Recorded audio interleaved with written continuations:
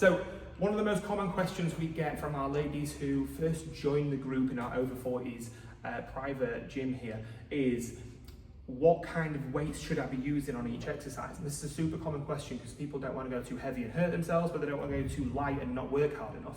So it's about finding that right balance. So there's a really simple way for you to start understanding what kind of weights you should be lifting on what kind of exercises. And that's to take it in context of what you're doing, the context of the exercise itself.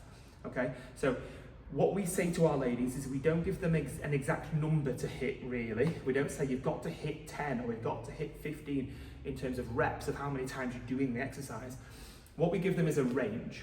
So we might say, on this exercise, I want you to hit between 8 and 12 reps.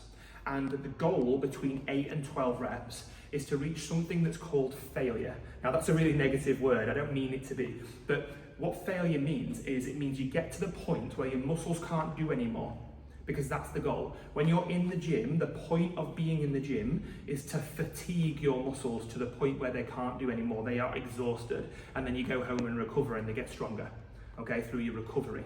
So that should inform your weight selection.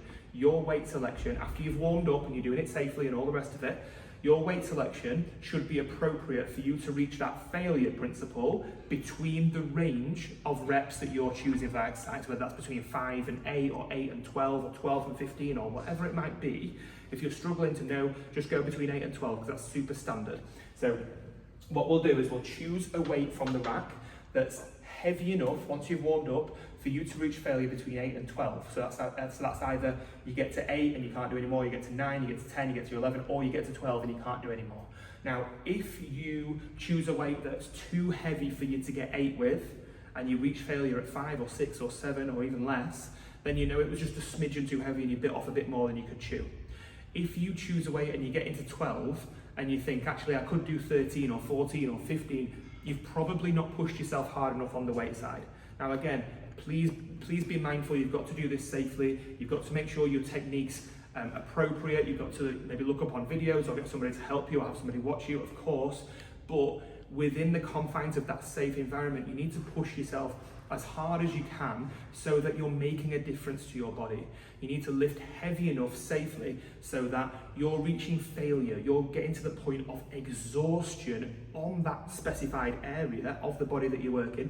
So if it's a shoulder press, I'm trying to work hard enough so that my shoulders are reaching exhaustion between the range of reps that I'm doing.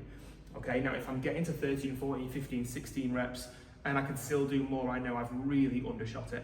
So in a nutshell, when you're choosing the weights off the rack, make sure they're heavy enough that you reach failure between your target rep range and not so heavy that you can't quite make it to that target rep range. I hope that helps.